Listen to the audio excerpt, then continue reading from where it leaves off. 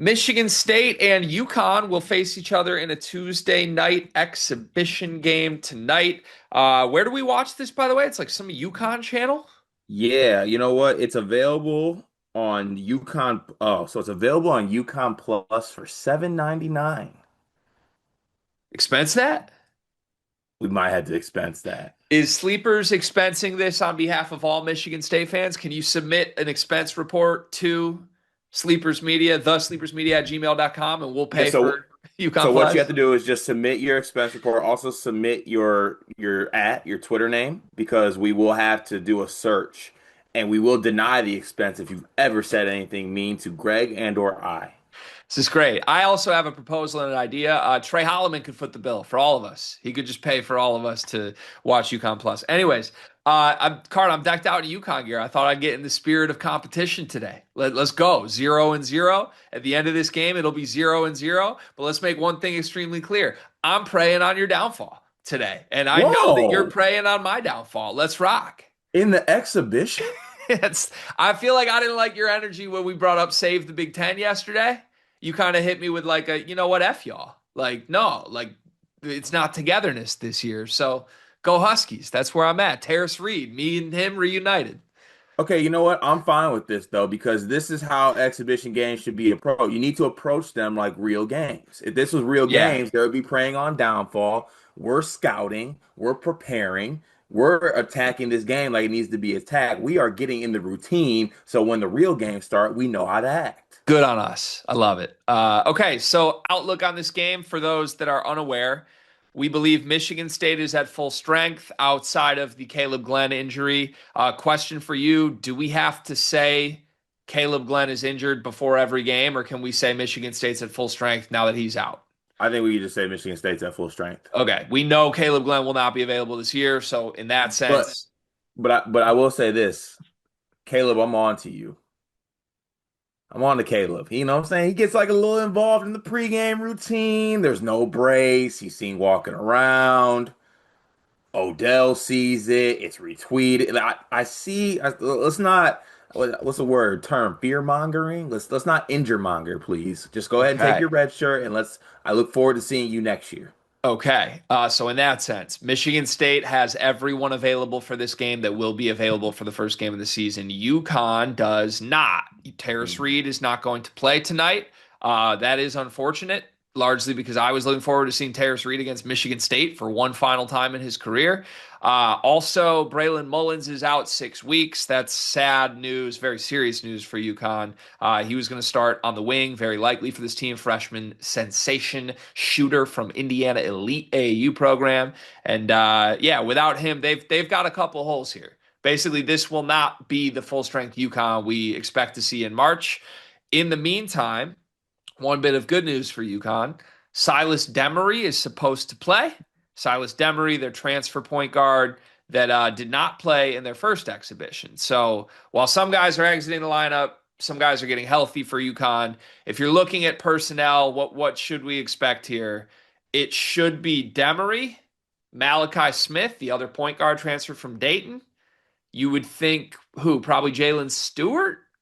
I'm guessing, yeah, Jalen Stewart, then Caravan Ryby. Jalen Stewart at the three, Caravan at the four, Eric Ryby, a freshman sensation, at the five. They've still got plenty of good players, even though it's not going to be full strength UConn. But let me start with this card. How do you think both these teams are going to approach this? We've seen teams go all in, say, I need to win an exhibition game. And we've seen coaches kind of set themselves up for a loss because they want to be humbled. Michigan State is always going to be a program that tries to compete, but also I think Tom Izzo's a guy that can teach his team lessons from time to time.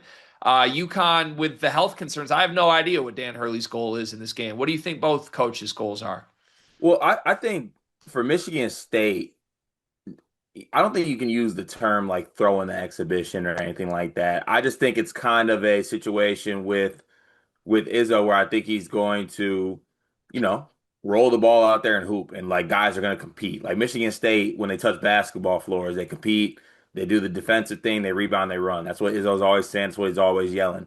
It's interesting to me though, because in the first exhibition game against Bowling Green, we saw guys touch 30 minutes, and I wouldn't have placed a bet at like minus 7,000 that would have happened in the first exhibition game. So I'm interested more so to see what Izzo does with the rotations and the lineups in the first game.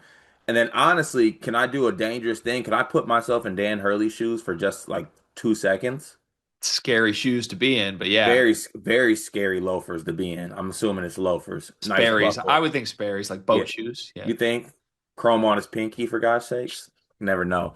But I would legit want to make it through this game in one piece at this point. Like I like after Braylon Mullins gets hurt, the Terrace thing seems more so like a management type situation, like nothing you should be technically worried about. I believe that, he's been quoted saying like he's good for the opener. We're just kind of just Yeah. playing it safe. There's no reason for him to play in the exhibition, I guess. But yeah, if I'm Hurley, I legit want to make it through this game healthy. That's the number one goal given the injuries that they had. And then probably just see at the 3 and the 5 spot where there's kind of holes right now and just see what you have. I think this is some good experience for Ryby, who I think is going to be a factor for this team. Now, how big it is, I'm not really sure, but he's going to factor in at the center rotation for this team. And then at the 3 spot, I think you also want to see what you have with Stewart, what you have with guys like Furphy, maybe. Maybe going with the what I like to don is hashtag your UConn lineup, where you have Malachi Smith, Demery, and Ball in at the same time. So I think there is going to be an experimental factor to this game, but let's not get it twisted. Even after all that said, high level competition and basketball, I think will be attempted to be played because these are two highly competitive guys. Right. It's probably the two biggest freak psycho competitors that we have in college basketball. Two guys with immense respect for each other, for the old-fashioned way of doing things. And I do think at minimum, regardless of who's available, personnel, whatever, I do expect that Izzo and Hurley will view this as an opportunity to just like compete with each other from a personal standpoint. Like I don't care who's available for me. I want to get you. Like I'm sure Hurley respects Izzo as a Hall of Famer. Izzo has to respect what Hurley's done in recent years, and these two don't come across each other very much, right? Is this the first time they're meeting as coaches? You know what? I cannot think of another time when it might be. They didn't play in Maui last They, year. they did not play in Maui. They were supposed to, but Yeah. someone didn't play well in Maui. So yeah, I expect kind of at least a competitive fire from those two, and we'll see what their teams do to follow it. But yeah, should be a fun game regardless. I think we coming into this game, I think UConn is probably still searching just a little bit. This is their first time without Mullins, right? They had him in the first exhibition. So I would think this game for them is largely about trying different looks out. Like, let's Hmm. try the 2 point guard thing. Let's try Jacob Furphy. Big opportunity for him when he didn't play much in the first exhibition. Um, I think like Ryby is what he is. He's going to be the backup center when Terrace is back, but you kind of know what you have. Good reps for him. But they right now they need to find some answers on the wing. And I would expect that's probably the number one thing Hurley's going to attempt to cycle through in this game is let's just give everybody a shot and see what look we like the most. On the Michigan State side of things, I do think they're a lot more firm in knowing who they are. And Hmm. yes, there are a lot of new faces, but man, they came in a Bowling Green exhibition, right? And you had your two stars play 32 minutes. Like I don't think there's much question. We're gonna have Jeremy Fears, Cohen Carr on the court a ton. Jackson Kohler's gonna play a ton. We're gonna go 9-10 deep. Like I think Michigan State knows how they want to win and who's gonna play.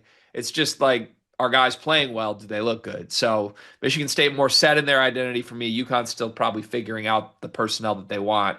Carr, one thing that I've always loved in life? What? It's a problem for me, honestly. More. More? You know this. Like when I go somewhere, something's going well. I'm like, let's keep doing this. Yeah. I'm an excess guy, you could say. Greedy. Why start 1 point guard when you could start more?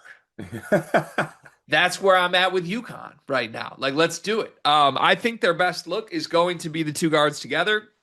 I've been adamant that that would be the case even in a full strength UConn. Mhm. With a non full strength UConn, that's the thing I'm most excited for in this game by far. Malachi Smith and Silas Demery together. I hope they get long, extended looks at that. If they do put those guys on the floor tonight, how do you think Michigan State goes about trying to match up with it? Yeah, it'll be interesting because I think it would force Cohen Carr to probably would it be solo ball in that scenario? Probably, well, you could flip it around, but if they were going solo with Demery and Smith, first of all, that's pretty small. Mhm. Second of all, that's going to leave Michigan State's shooting guards exposed somewhere. Like, do you Mhm. want Trey Fort guarding Solo or Demery or Smith? Like, Yeah, it would probably be Trey Fort guarding Smith and probably he Fears might, on Demery. I might think they might chase Solo. I I could know that see. sounds kind of crazy, but like, I would worry about Fort staying in front of either point guard. True. I think well, for one, if it is Carr, let's say checking ball, had to be a lot more engaged on the defensive end and not have those lapses because Ball is one of the best guys at coming off screens and things like that. Yeah. Um, I'd also think it would give Cohen Carr an opportunity on the other end of the floor to, show off that summer dribbling and show off that little summer drive into the hole because I think that solo ball physically, I'm not saying he's a slender guy by any means, but he is definitely smaller than Cohen Carr. So I do think that that's something that could be taken advantage of. But yeah, I don't know. I think that there's interesting matchups, I guess, all over the floor. The one thing that is actually I'm looking forward to is now that Terrace isn't on the floor, it's two bigs that can stretch the floor in Caravan and Ryby, in my opinion. So it's gonna provide an interesting defensive challenge for Kohler and Cooper, who I'm not necessarily, I guess, the most fond of in guarding on the perimeter settings with shooters. Yeah, it's kind of interesting because at least without Mullins involved and without Terrace for sure, kind of very different stylistic players at every position right now. Hmm. Like Cohen's going to have to chase somebody smaller than him for the most part, unless Stewart's in the game. Right. At the same time, like Caravan's going to have to guard up and guard Kohler. That could be food for Jackson. Jackson could have a big game in the post in this game. Ryby's interesting. You said you trust his ability to stretch out a little bit. I know he can like shoot standstill jumpers, but What you mean? You said Ryby, you mean? Ryby, yeah. Yeah. I mean, But like not like a knockdown shooter, but I mean he's shown he can be a threat from out there, unlike Terrace. he can hit him. I think if he's shooting those in this game, that's a win for the Michigan State defense. Yeah, I take Yeah. that.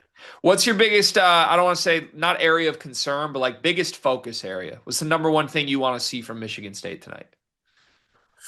Hmm. It's a couple things coming off that last exhibition game. I would like to see the defense and rebounding look improved. Obviously, this is a higher level competition than Bowling Green. If they give the same level of defensive and rebounding effort, I think it could get ugly for them in this game. So I do want to see them be better on that end of the floor. And then, I still want to see possibly a little bit more life in the half court offense, I would say. It looked stagnant a lot of the times last time. So I would just like to see a little bit more outside of the transition offense, which look, if it's working, it's easier said than done for teams to be like get back, stop a team in transition. But I would like to see a little bit more in the half court. And I think they'll get the opportunity to do so because UConn's not going to play a zone. So there's going to be opportunities, I think, in the half court to see what we can do against a man-to-man defense. I think the number one thing I'm looking for Michigan State in this game is how do they contain dribble penetration. I thought it was terrible against Bowling Green, and it largely to me was guys that I believe are good defenders just feeling disengaged. I would assume that's already been fixed, even though this is still an exhibition game. I would think they watched film on it, and I would think Izzo laid into his guys on it. Um, And mentally, the players that I think lapse defensively, one of those is being Fears for what it's worth. right. Mentally, I don't think they'll lapse, and like they're the type of psychopaths that'll get up for an exhibition game against UConn. Like Yeah. they would do that. It's a different opportunity playing an exhibition against UConn in UConn for Fears and Cohen than it was at home against Bowling Green. So, Right. yeah, that's what I have my eye on though. Was that effort related like we think, or is there maybe a sign of things to come defensively? Again, we kind of talked about it. I do think the bigger minutes role for Fears and Cohen probably leads to some worse defense than we're used to, just Hmm. because you're going to go harder. I think defensively when you're playing 20 minutes fighting for a spot than when you know you have a spot for 32. So I'm keeping an eye on that because I do think this UConn team, even not at full strength, can beat guys off the dribble, especially if they're playing Demery at the two, Smith at the one.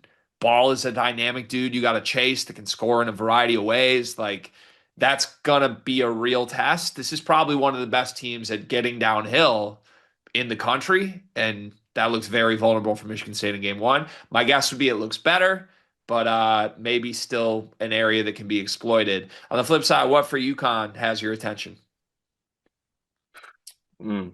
I mean, I think that you're looking at 6 weeks without Braylon Mullins with a lot of big games coming up. I think this is a real opportunity to see what you have if you're Hurley. Yeah, I think Michigan State's a quality opponent. I think that you can basically see what you can get from certain guys. Like I expect him, at least I would guess that he's going to take this opportunity to do a lot of experimenting at that spot. I think Stewart's going to get a fair shot. I think Furphy's going to get a fair shot, I would think. Um, and to your point, maybe even go small and see what that looks like. But I do think there's going to be a lot of tinkering, I guess, with that, what the 1, 2, 3 looks like in this game because you're, like I said, you're looking at 6 weeks without Mullins. A lot of big games in that stretch in the non-conference schedule. You got to see what you can do. And I didn't look at the rest of their exhibition or their first game, but I think this is going to be probably the only real test in the exhibition kind of setting before they maybe get a cupcake or so in the first game. So I think they're going to take this as an opportunity to get like a real evaluation on what they got. I'll give you a different one, but that's probably the obvious one. I'm curious what Ryby looks like against a good front court. Now you could maybe fight me on Michigan State's front court. How good are they? But like at minimum, this was a team in the Elite Eight last year that played both these guys in huge minutes. Carson Cooper is a tough defender. He's physical. Jackson Kohler is a bucket and one of the best rebounders in the country. Ryby has an opportunity similar to some of these other guys we're talking about. Like, oh, somebody's out. What are you going to do? What are you going to make the most of it? Jasper Johnson, no Jalen Lowe. I know Terrace Reed's coming back. I also don't love guys that you just got to be like, oh, he's healthy, but he's not playing. And I'm not trying to like fight with Terrace again. He's gonna be a lot better. I'm not. Last year I had an agenda against Terrace. I don't have that this year. But at the same time, like if he's ready, like maybe just play. Like if you're gonna be the superstar center, like I'd want him on the court for this game. If it's precautionary, cool. To me, I'm still reading this as an opportunity for Ryby.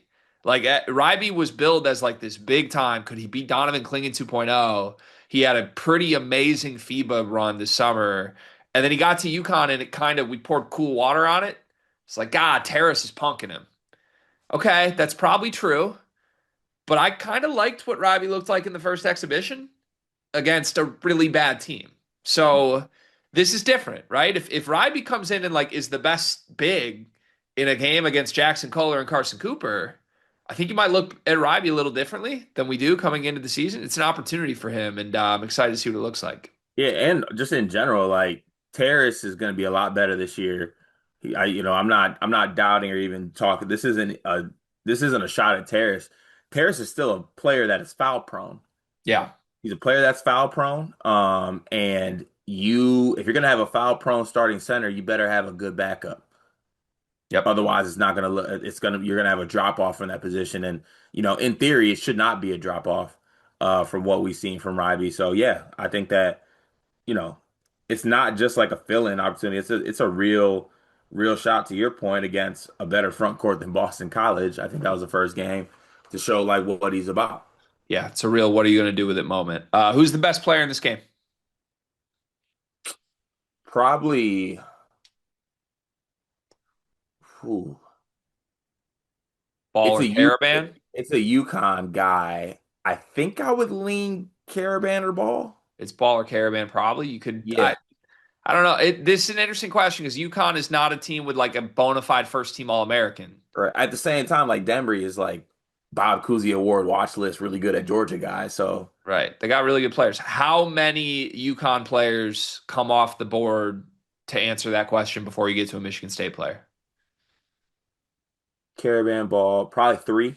You do Demery, Uh-huh. and then before you get to one of the freshmen, Mullins or Ryby, Mullins isn't going to play, but Yeah.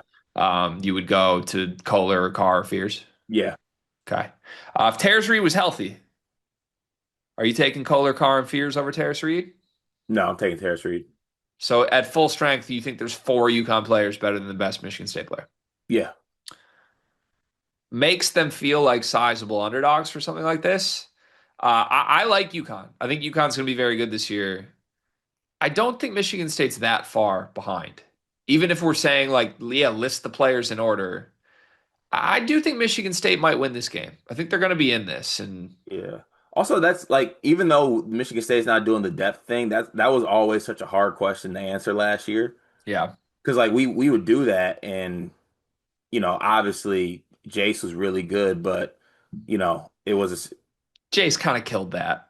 Like yeah. we can't really play that off. Like we did not go games at the end of the year being like this team has four players better than Jace. Yeah, no, but I'm just saying like that was the Jace was the one guy who would like work his way into like Sure. the I would pick him. Yeah. Otherwise it would be another player, Jace maybe, and then two other players from the other team that we get the Michigan State guy. So I don't know, that exercise always kills us. 32 minutes from Fears and Carr against Bowling Green.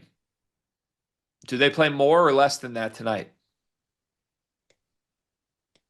I think they ah I don't think it was an anomaly, I but want to I want to say they touched like 29, 30. I bet they're both in the 30s again. Yeah, I'd say so. I think it solidifies that they're going to be in huge roles. Okay, you can't bet on this game. God, I wish we could. I would. Mhm. It's in stores, correct? Somewhere in Yep. UConn? Yeah, It's okay. in one of those places. Some UConn YMCA gym that they call their third home arena.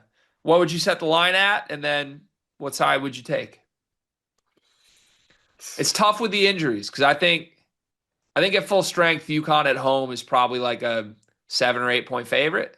hmm But without Terrace, without Mullins, a lot of moving parts here. I'd probably make it more like UConn -3, I was gonna say 4.5. 4.5. Okay, which side would you take at 4.5? I'd take Michigan State at 4.5. I'm gonna say, given what I just said, I think I'd make it 3. If you give me 4.5, I'll take Michigan State. 3, I'm staying away. You give me 3, I'm staying away. You give me 2.5, I'm taking UConn. Give me 3, I'm taking the under. Official prediction for this game. Who wins? What's the score? I'm gonna go Michigan State wins this game. Oh, I'm gonna go 71 to let me go 73 to 68. that would be quite a statement, I think. A we're here game for Michigan State. Also, you should be betting Michigan State +3 then. What are we saying? Said I wouldn't take it, but then you pick them to win by 5. Mm-hmm. Okay. I'll take UConn by 3. Little push, I'll take UConn by 3. little push.